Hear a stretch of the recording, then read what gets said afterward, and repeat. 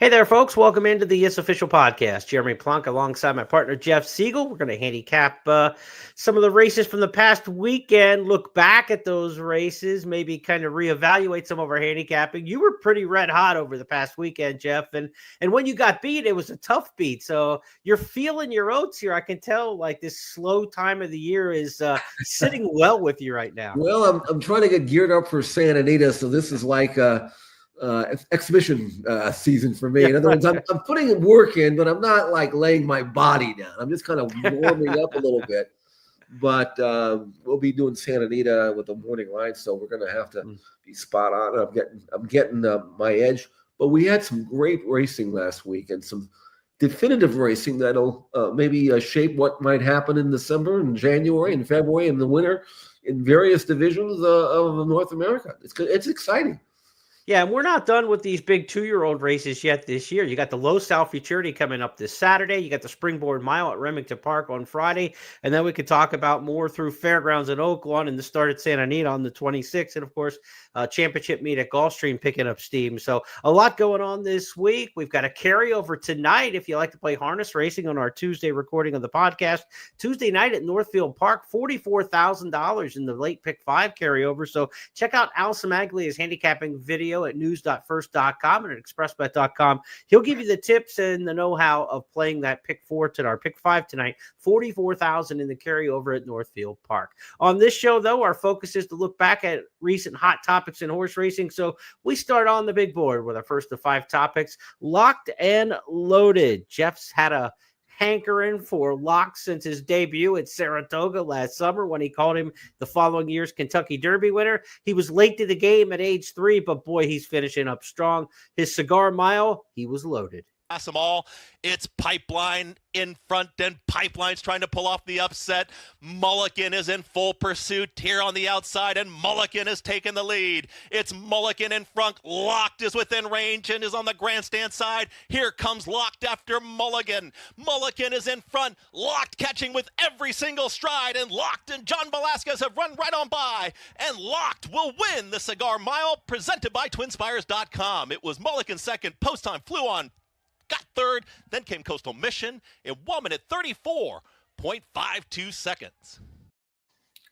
Jeff, I love it when a race looks like you've got several key horses and they all fire their shot. You just listen to the rundown of the top 4 finishers in there from Chris Griffith's call, and they were all the horses who were in really good form, and you expected them to run well, and they all did, but Locked beat all of them. Just how good can he be? I have a hunch. I could be wrong about this one. I was certainly wrong about him being the Derby winner during his 2-year-old season, although I don't think it was a lack of ability that got him beat. He just got hurt, and that was the end of his season. But Locked really reminds me a lot of Gunrunner in a way, his sire. Gunrunner was a really good 3-year-old, but he was unbeatable as an older horse. And I do think Locked has that pattern. If you look at his rising buyer speed figures and his improving form, and the fact that he's a fresh horse entering 2025, he has a chance to have that kind of campaign. Yeah. Likely, Jeremy, I would think he would go in the Pegasus. But in this race, he sat just off the pace. What I was looking for was a forward move off his comeback allowance win, in which he ran well, but he needed to step it up. This was the first triple-digit buyer number of his career, and he did it beating the best field that he ever beat. He is a grade 1 winner around 2 turns as a 2-year-old, so the distance won't have.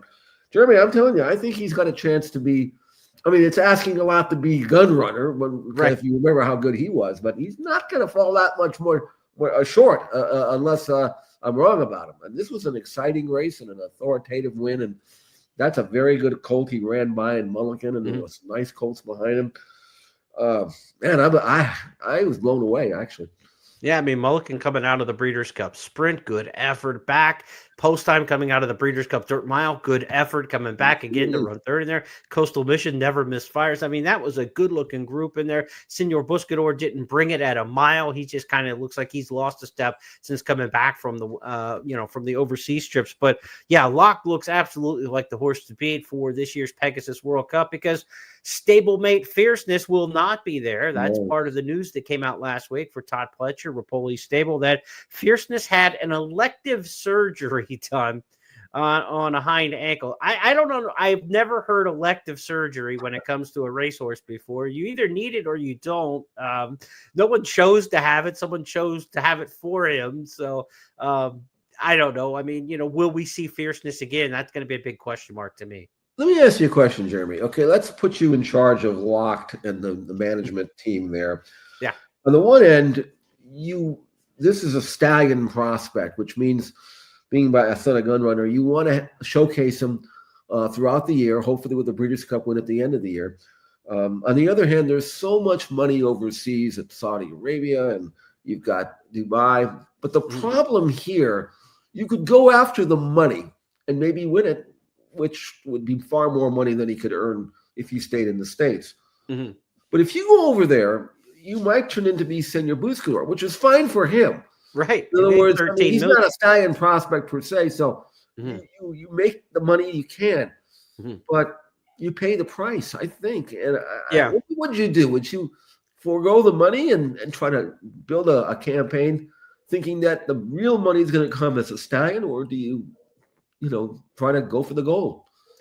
Yeah, it reminds me of a quote Steve Asmussen told me several years back where he said, in this game, we get paid for what we do, but we pay for what we do. Sure. If you send that horse overseas, it could pay dividends right away, but in long range, it might not work out as well either. I would stay stateside. I think the Pegasus World Cup at 1 1/8 is a pretty achievable race. It's not stretching him out to 1.25 miles or anything. I think he's fit. He's in a right form cycle. 2 1-turn races to the 2-turn race now. After that Allowance Mile, then he came back in the Cigar Mile. It just seems like it would set up really good for him. Now, the Saudi Cup is 1 1/8 around 1 turn. That's that would fit very well too. The Dubai World Cup, the 1.25 miles, 2 turns is kind of the one that doesn't really feel like it fits. So if you go overseas with him, I'd say Saudi Cup, but then you're going to need a lot of time back, and maybe you get him back for the Whitney, something like that. Then you'd be looking at like Saudi Cup, Whitney, Breeders' Cup. I mean, I don't know. That seems to really throw your season off. But if you win a $20 million race, so be it. If your season is thrown off, in the short term and in the money grab, it really depends what they want to do with Locked. I think the future, like you said, if he has a gun runner like 4-year-old season, which is possible with him, I think that kind of potential is there. Then they've got options, and they just got to decide, do we want to take the short-term success? Look, he missed almost a full year, or actually did miss a full year, right? Yeah. So maybe taking the short-term run while you're good and healthy may not be the worst thing in the world for him. Like if this horse was an iron horse and you said, look, I want to have him for a great campaign, but I don't know. His durability is already in question. So maybe just going for the 20 mil and going to Saudi is the right thing to do. On timing wise, you can go Dubai or you can go Pegasus World Cup and try to wheel back for Saudi Arabia, but it's very tough. That would seem like a little bit too much to try to do both of those. Maybe you kind of assess what's going on with the fields and who may be going where and how tough those races may be. But you would think those Japanese horses that we've seen so much in the past year or two from, Breeders' Cup Classic and such would be heading towards the Saudi Cup and those races. So I don't know. The fact that he missed a year, I just might take the quick money grab, and not look long-term. I'll tell you what, there's nobody on this earth who is more into taking the quick money grab than me. On the other hand, I do think that this is a colt that because he's had his issues, that's a tough track, very deep, gutting track over at Saudi Arabia. Mm-hmm. I might just be tempted to try to cash in after the fact. In other words, map out a campaign that would put him in the best light here in the States, let him get his glory here, and then try to cash in after his career is over. I think that if you go over there now, you better win it. Mm-hmm. Because if you don't win it for whatever reason, the whole year is all messed up. And I think if you just stayed put, based on what I'm saying, I think I might play the conservative route here. So, it's a decision. That's what they're going to have to make. I kind of hope he stays here in the States because we get to enjoy him more. But on the other hand, money talks. That's right. We shall see what they do with Locke. But right now, he's as promising as as any horse going into the 4-year-old campaign next year. That includes the return of Sierra Leone, the potential return of Fierceness, and some horses like that. We could be geared up for a really positive year, but then we get that news that Fierceness is going to be out for a bit with the ankle issue. So hopefully these 4-year-olds stay together next year to make for an outstanding first half of the year and into the Breeders' Cup talk in the second half of the season. Right. Let's go to our second topic on the board this week on It's Official. The rich get richer. We're talking about Godolphin and the 2-year-olds they have in their stable. It was just a week or so after the Kentucky Jockey Club sweep of the weekend, back to the Remsen Stakes, and it was all about Godolphin in there again with Poster. Poster is launching this big rally, and Poster's got the momentum. Poster's taking the lead. It's Poster who's trying to kick away, and the Remsen is doing just that. Aviator Guy is in the clear. It's Poster who's kicking away, now up by 2. Is going to have to hold off an oncoming rush of a lugging in Aviator Guy, but Aviator Guy is absolutely flying down the center of the racetrack. Poster is almost there. Aviator Guy is lunging. Poster needs a line. Aviator Guy, photo finish. Oh, it's a photo. Poster and Aviator Guy right there at the line. Finishing third was Tux. Was that a record-setting ride for Flavien Prat? We'll find out. It's a photo in the Remsen. Poster or Aviator Guy. It was Poster indeed, and he did give Flavien Prat some records that we'll talk about here in just a moment. But let's talk about the horse side of things now. And Godolphin, 1 week after the big win by First Resort in the Kentucky Jockey Club, they're right back at it in the Remsen Stakes here in New York, both trained by Owen Hardy. I mean, Hardy's had some good horses over the years for Godolphin, but not necessarily their A string. Now he's carrying the credentials of 2 potential Kentucky Derby hopefuls, Jeff. I can just see it envision, because I know Owen for every year. He's a good guy, and I can just see in the room they're trying to divide up all the Godolphin people are trying to divide up all these colts, and they're trying to figure out who to give what. And so Poster comes up, and they say, "What do you think of Poster?" Give him the Owen, So he doesn't get the cream of the crop. You're right about that, Jeremy. But he's done a great job so far with Poster. He's now 3 for 3 at colt by Munnings. You normally think of Munnings as being fast horses and milers, but this colt likes to lay back and make a run. And after winning his first 2 starts with buyers in the 60s, I don't think they really were that high on him. They still may not be that high on him. But after winning the Remsen and doing it in style from last, I mean, this colt looks like he's got the mind, if not the pedigree, to lay back and go 1.25 miles. One thing I'll say about this race, though, I don't think Pratt had a lot of confidence in him, because he put him into a drive midway and figured, I'm not going to get a great late kick. Maybe I can grind this out. And Poster actually jumped right out of the leaders in no time. It was an impressive display of turn of foot there. Hit the front before they straightened for him. I think he might have even moved too soon. And maybe he was kind of looking around and getting a little tired towards the end, but still found something extra late. Not a greatly fast race or anything like that, but it was a career top number. And what's wrong with him? I mean, he's got a profile of getting better with age and distance. And I think maybe they look at him a little bit more favorably now than they did before the race. Yeah, we'll see. They've got open options where they'll head for the rest of the year, where Owen Hardy would take his couple of horses and separate them from other trainers and other horses in the Godolphin Blue, because the big bad Big Blue's got 4 Kentucky Derby hopefuls, as we know right now, with Sovereignty for Bill Mott winning the Street Sense impressively. A Poster we just talked about, First Report we talked about for Owen Hardy. And then you go back to East Avenue, won the Breeders' Futurity. He's pictured here in the graphic that, he's one for Brendan Walsh, who just looked like the best of the crop going into the Breeders' Cup, and then stumbled badly in the Breeders' Cup Juvenile and lost his best chance in that one. So these are 4 runners, and you think Godolphin, and you think they're superstar horses, and you think Brad Cox has their best horses. Yet here we are looking down the line at Brendan Walsh, Owen Hardy, and Bill Mott with the 4 major players for Godolphin in the 2-year-old ranks right now. Jeff, you have to think something down at Fairgrounds, Oaklawn, and maybe even Gulfstream this winter, as Brad Cox is going to have horses coming from Payson Park and running at Gulfstream as well, dividing his divisions up. Brad Cox is going to have something big for Godolphin yet too. We just don't know who it might be. No doubt about that. I like Sovereignty on that list.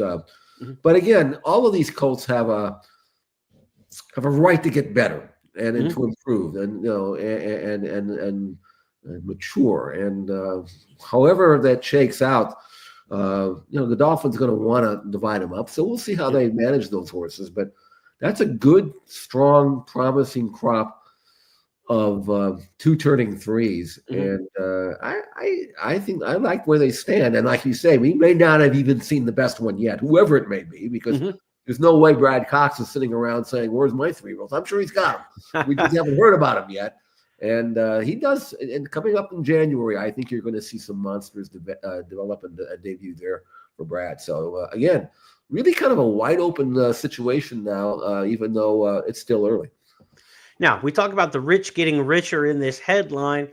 The jockey aboard the big stakes winner there, poster, was Flavien Prat, and he has had a remarkable season. A season in which I don't think he's gotten enough credit for. There's been a little bit of talk of it in the last week just because of these records that he's been able to reach now. Stakes wins for the year, 80 in North America. He broke Irad Ortiz's all-time record. Graded stakes wins in a year, 55. He's now tied Jerry Bailey for the all-time record and still has about 3 weeks left in the season, 3 weekends maybe, to make a run at another graded stakes win. And he's up to $36.7 million in earnings. That's second best all time, only to the $39.1 million by Irad Ortiz back in 2022. So he's about $2.4 million away from having the richest season in history.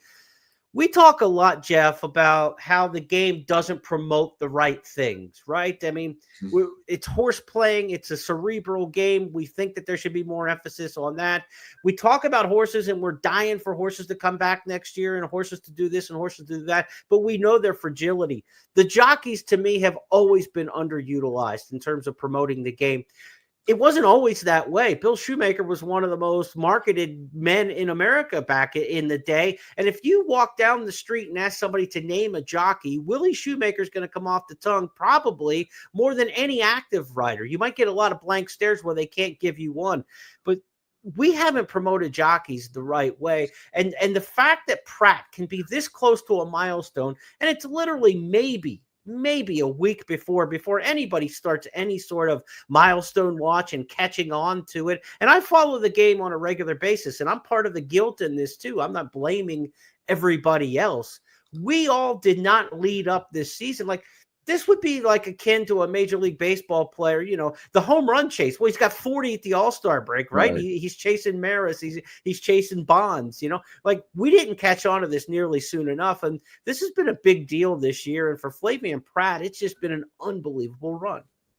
Well, it's not unexpected for those of us who have seen him ride, soon after he came over from France. And the one thing that makes him so great is that there is not one type of horse that he doesn't ride as well as anybody can ride. I mean, he's not. He was pigeonholed originally as a grass rider just because he came from France. But after watching him ride on the dirt here when he first came around, I've kind of figured he's as good a dirt rider as anybody is. But he had to prove that, and which now he has. And I don't think anybody thinks of him as being just a grass rider.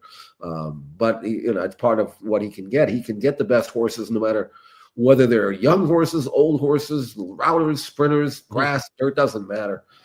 And he's young enough now where he's got a chance, because he doesn't have to fight weight, to make this a regular run of the every year type of thing. And I suspect that he will do that. He was in California. He left California because he wanted to do what he's done this year. And at first I thought that's going to be a tall task, because all the great riders already have their stables back there. But now he's got them all, and there's no looking back as far as I'm concerned. Yeah, and the part about marketing him again, I mean, the record he broke or matched for most graded stakes wins in a year was Jerry Bailey. And Jerry Bailey's probably the most famous contemporary rider from like 2000 on, 1990s on. Of course, Shoemaker riding 70s into the 80s. But Bailey's not known outside of horse racing whatsoever. And there was never any, attempt to make him a face of horse racing at all. And I hear a lot when they talk about, the the Hispanic jockeys and the language barrier and all that, and that's why we don't promote jockeys. But Gary Stevens was on the cover of People magazine as one of the 50 most beautiful people and starring in movies, and the racing industry did nothing to promote it. Right. You know, right. That was Gary being Gary. That wasn't the racing industry getting behind him. They never got behind Jerry Bailey. Now there's Flavien Prat, who, you know, French and English is his second language, but certainly there's no big barrier there to that. I think we're missing the boat, and all these people are gathered around in the symposium in Arizona this week, the National Racing Symposium by the University of Arizona in Tucson. And they're all talking about what we need to do and what we need to do. How about you kind of put the jockeys front and center in here at some point in time and realize all sports talk about their athletes, and we put the eggs in the trainer basket. And I think there was a decision made. I think D. Wayne Lucas, staying on this topic a little bit, I think D. Wayne Lucas' success in the 80s and his flash and his fancy dress and his suits and the way he was so slick with the tongue and on TV interviews, that made trainers the talk of horse racing. And then what we've seen with trainers getting busted with the drugs and the Baffert suspension and all that, we put our eggs in the more dangerous of the two baskets. The jockeys, I think, now I say that, and we're coming off the controversy of Paco Lopez striking the horse in the face last week at Parks and giving all jockeys a black eye in that respect. But I just think there's more to be had in promoting the jockeys than the trainers in this game. And they are the athletes. And I think that's what I'd like to see more done with. And Flavien Prat, tip of the cap for just an absolutely fabulous season here in 2024. He's getting richer, as we talked about on this topic here, the rich getting richer. Godolphin's getting richer with their 3-year-old colts. And as we move to topic 3, the filly division is just as deep for Godolphin. They're getting richer there as well. Last week, we talked about Mohima, maybe the best of the 2-year-old fillies. She was getting her chance in the Des Moselle Stakes, and she delivered. Away from them, there's another great in pursuit, though, and that's Ballerina Doro, who now rides the rail and tips towards the outside, has Mohima in sight, and now Florent Giroux is going to have to ask Mohima to pick it up, and she's trying to sprint clear again. Ballerina Doro is trying to pull off the upset towards the outside. Mohima is finding plenty so far. Ballerina Doro is going to try one final time. Mohima's got to work and dig in. Mohima is going to win the Demoiselle. Mohima wins it over Ballerina Doro. Then came Liam in the dust. Now, Mohima, stablemate of Immersive, undefeated winner of the Breeders' Cup Juvenile Fillies. Good Cheer, stablemate, undefeated winner of the Goldenrod Stakes last week. If you're wearing blue and you're trained by Brad Cox, this is an awfully good year for the 2s turning 3. We talked about where our Cox is 3-year-old colts. He's got all the fillies, Jeff. He's got a really good one here. And Mohima, who is by Munnings, and probably – if you ask the filly who she would associate herself with more, and that would be the sire Munnings, she looks like a good Munnings, you know what I'm saying? Mm-hmm. I don't really think she's going to be at her best in 1 1/8, and we're talking about the Oaks. I mean, she got it here for sure under pristine conditions, made the lead inside, and, you know, got away with moderate fractions and then held sway. But big, she's like a tank. I mean, she's so strong and powerful, excellent mover. Fast filly, but I think she'd make a great miler if that's what she would allow her to be. But I don't know whether that's in the cards. And she won this race over Ballerina D'Oro, who ran way too good to run second in this race. 7 clear of everybody else. First time on the dirt. They'd been running her on the grass. So she ran great. This was a powerful edition of the Dem as well. And they actually ran faster than the Colts. So there you have it. So, I mean, these 2 fillies will go on. I mean, I don't know whether the Mohima is going to prove to be the best in terms of an Oaks type of filly, but I definitely feel that she's good. I still, heart to heart, I still think if you're talking about an Oaks filly, Good Cheer to me would be the one that I would go with. But man, this filly's good too. I mean, there's nothing wrong with her undefeated, and man, I mean, you talk about the rich get richer. You can't get much richer than having fillies like this. No, and that's the Brad Cox Godolphin fillies. Cox also trains Equiton for Stone Street Stables, who's awfully good as a 2-year-old filly. And Chasen, one of our Stars of Tomorrow that we talked about last week, which was the one who's half the idiomatic. Trains that one. I'm trying to think. It was Juddmont Farms has that one, the idiomatic sister named Chasen. So, yeah, Brad Cox just absolutely loaded. What he's going to do with those 5, much less who else develops amongst his 2-year-old fillies turning 3 will be a fascinating watch as we head to next year. Now, we're not done with these 2-year-old filly division in our talk, because last week they ran the Starlet Stakes at Los Alamitos. And Jeff, your pick looked good into the stretch, but it was Tenma wearing her down. Let's go back and get the call of the Starlet Stakes, and one of the few times you got beat last weekend. Homeward bound in the Starlet with a quarter mile to go, and Tenma shaken up by Hernandez. On the inside, Look Forward not done with. Tenma, Look Forward with 3/16 to go. Tenma takes a head lead. Look Forward is gallant on her inside. They're about 8 lengths clear of the rest. Vodka with a twist is third. It's Look Forward on the inside, and Tenma fighting it out tooth and nail. Tenma in the ascendancy late. Tenma stretching clear, and Tenma takes the Starlet from a very game Look Forward. 7 lengths in front of Vodka with a twist. Big effort there. Vodka with a twist coming out of the Breeders' Cup Juvenile Fillies. So Juvenile Fillies got a little boost, I would think, by that result in here. And for Tenma, it was a change of equipment. Had the blinkers on. It was too close to the pace in the Breeders' Cup Juvenile Fillies. She took the blinkers off here, and the Starlet was able to sit and control. Look Forward, your filly stretching out off the sprint for Michael McCarthy. She ran as good as you could have asked. Yeah, she did. At 7-1, ran her race, but gave away a little bit too much in terms of experience. She only had that one maiden win debut for Look Forward, and then she stretched out into this race. Tenma, sometimes you can be too smart for your own good, because Tenma won her debut sprinting. Then she comes back and she wins the Del Mar Debutante. And then Baffert puts blinkers on for the Oakleaf. I mean, why, just leave it well enough alone. You know what I'm saying? Yeah. And she got ranked that day, and she was mad. She didn't like it. And she ran a very bad third, beaten 10 lengths. Now she comes back. They take the blinkers off. She's trained very well in the interim. And I was thinking, if Tenma were to show up to her Del Mar form, she's probably the best of the Bafferts, and she proved that as well, because Look Forward ran too good to lose and actually kind of shook her off at the top of the stretch, and then the other one came and just got her. And very legitimate race for this daughter of Nyquist, who now must be considered to be, now that we know that Bob can run horses in Churchill Downs, he can map out a plan that'll get her to the Kentucky Oaks. And right. She definitely looks like a filly who will handle extra ground and develop nicely. So I think if you have if you are a Tenma fan, you have a right to feel that she could be as good as any of them. Mm-hmm. And maybe she will be, but the power in the East, and they got this really top filly in the West, and then even Look Forward, who's got a chance to improve as she looks forward. Right. Yeah, we're loaded with fillies this year. I mean, this is an impressive group.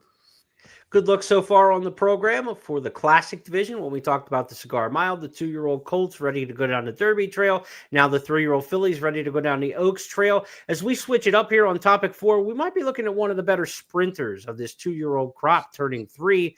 We're calling him the Tampa Bay Blazer, the name Donut God, and he was impressive at Tampa Bay Downs in the inaugural stakes. As Donut God brings him to the top of the stretch. Donut God lets it out a notch, now in front by 2. Naughty Rascal second. Mr. Squeaky Wheels third. Donut God into the lane. The lead 2.5. Naughty Rascal trying to close in as a final furlong to try to push on by. It's Donut God and Sammy Camacho. Naughty Rascal getting closer, is now a length and a half back at the 16th pole. Donut God still there. Naughty Rascal on the outside. Donut God. Donut God on the outside holds on to win. Donut God 3/4 of a length. Naughty Rascal was second. It was a long way back to Candy Crumbs and Mr. Squeaky Wheels, who photoed for third. Now, Naughty Rascal, the runner-up, and there was a multiple stakes winner in South Florida, actually coming out of longer races on the cutback. So to repel that challenge, nobody else made up a step, and to visually look as good as he did, Donut God for Brian Lynch looks like he could be a good one, Jeff.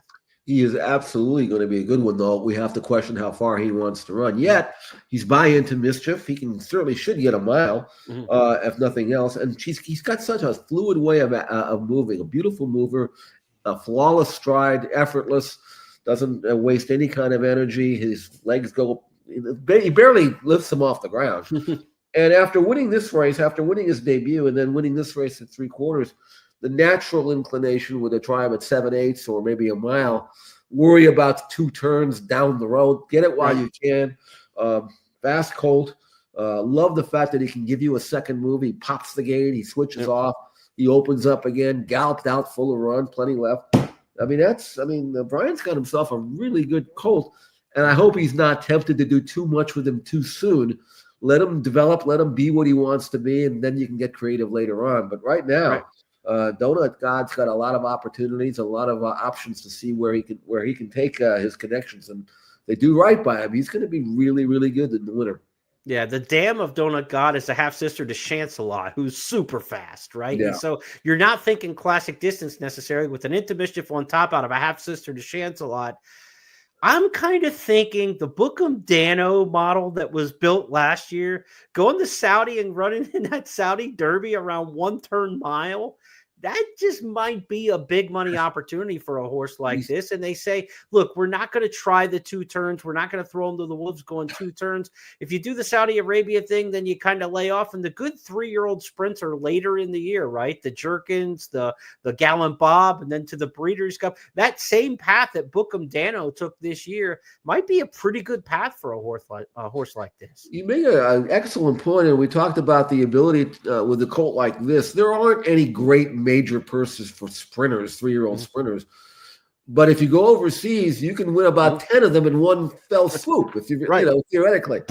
And the way this colt has his ability to show great gate speed, sprinting here, and then to give you that second move, man, I'm telling you that I hadn't really thought in those terms, but it's good to have someone to consult with. And I think if they listen to you, Jeremy, I think they'd be making a very bold but very legitimate move there with a colt who may have his best earning power right now. Right. Well, the boldness was last year with Derek Ryan and company taking Bookham Dano over there. All we're doing is being lemmings and following something that worked. But yeah, I mean, that was the bold move. And still with the great year that Bookham Dano ended up having, even when he came back, he ran well. So, you know, could be a possibility for a horse like this. Donut God, though, one to watch through Tampa. If he stays at Tampa, you got the Sam F. Davis at the mile and the 16th. You got the Tampa Bay Derby at a mile and the 16th. So he doesn't have to extend that pedigree super far if he wants to stay running at Tampa. Of course, Brian's horses will be based over, I believe, Paul Meadows is where he keeps his horses during the winter, certainly over on the eastern side of the state. But they could come back and run through the Tampa series after winning the inaugural stakes. Now we're going to go to our final topic each and every week here on It's Official. It's our Stars of Tomorrow. No big maiden or, you know, up and coming type victories on the resume last weekend, Jeff, but you found one in the morning you want to talk about. The name is Varney. I'll set it up a little bit here. This is a horse who has yet to start for trainer Bob Baffert. Why do you like Varney? And especially after we take a look at this 5 furlong work on the 6th. Well, watch the workout and then tell me why anybody wouldn't like him. He's the colt, by the way, that's way in front. This was a gate work for Baffert. And he's going to work in 59-3, gallop out in 12 and change. And what a beautiful mover he is. He's by Vacoma from the first crop, and he's out of a stakes-winning mare by Include. He's actually been eased up already. And to me, you know, you look at a horse like this, and you say to yourself, okay, he's fit and ready right now. And to me, I think this colt has a chance to maybe debut on opening day. And because of that, he is maybe a star of the future, and the future might not be more than like a couple of weeks away. He's obviously dead fit, and to me, I just can't wait to see him run in the afternoon. So for me, let's put him on, you know, in the stars of the future, and hopefully he proves to warrant our enthusiasm. Yeah, I mean, look, we saw already, you know, Baffert with the big horse who we took to Kentucky, the first-time starter that had all the ballyhoo before he ran, named Barnes, and maybe this one named Varney will debut with as much pomp and circumstance. But if you're predicting stars of the future before they ever hit their first race, I think we're in the high occupancy lane. I think we can, you know, just speed by everybody else and take the fast track maybe to this one, Varney, one we're going to be watching for at Santa Anita. Yeah, I always marvel at they gave $750,000 for a yearling by a horse who had never had a runner yet, and then out of a mare who hadn't produced anything yet. Right. But they look at these colts and they just know, okay, that's going to be a star. I don't know how they do. I mean, obviously they're the best in the business, the Baffert Group and all that, but still, they aren't wrong many times. I can tell you that. And to have this horse travel the way he's been traveling in the morning and showing and never being asked yet for what he can possibly do in the afternoon. He's got a few of them over there, but this is the one that caught my eye. He is my star of the future. And again, hopefully he will prove to warrant the enthusiasm that I have for him. What an incredible year Vekoma has had with his first crop. It's been just unbelievable. And like you said, they paid for that before they ever knew, a year and a half before they ever knew these 2-year-olds were going to turn out to be so good for Vekoma. He wouldn't go for 775 now with the success that Vekoma's had this year. And I like the pedigree because you got that strong miler brilliance on top with Vekoma and then turf on the dam side. The dam side of this pedigree's got a lot of turf distance to it, and I like that a lot. That, to me, when I'm looking for a horse for my Triple Crown prospects, and we get into Countdown of the Crown and things like that, and our scouting reports coming up in January through the Triple Crown series, I love to see that. Give me the brilliance on top, a brilliant sire on top, and then that turf dam side. That just works so well repeatedly over the years. So turf route on the dam side of the pedigree is there for Varney. We'll see if this is one of these Baffords that really develops over the winter at Santa Anita and can be part of his return to Churchill Downs coming up this year.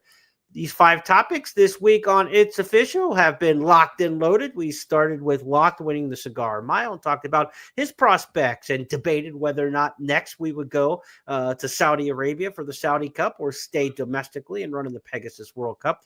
The Rich Get Richer, as we talked about Godolphin for the second straight week, winning a major 2-year-old stakes race. They added Poster in the Remsen Stakes. The Philly division, just as deep for Godolphin as they had Mohima win the De Moselle Stakes.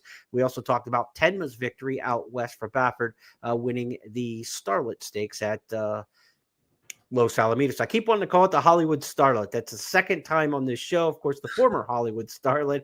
Hollywood's only been closed for about 10, 15 years now. I'll remember it eventually.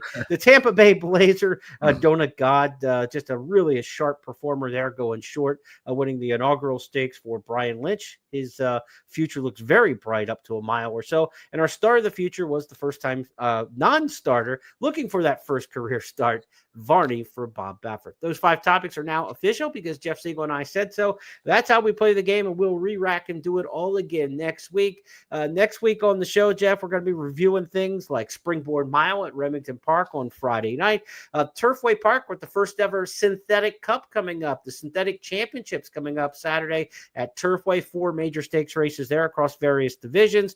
We got Louisiana Champions Day this Saturday at Fairgrounds. We'll have plenty to talk about when we come back here in a week's time. Yeah, looking forward to the racing this weekend for sure.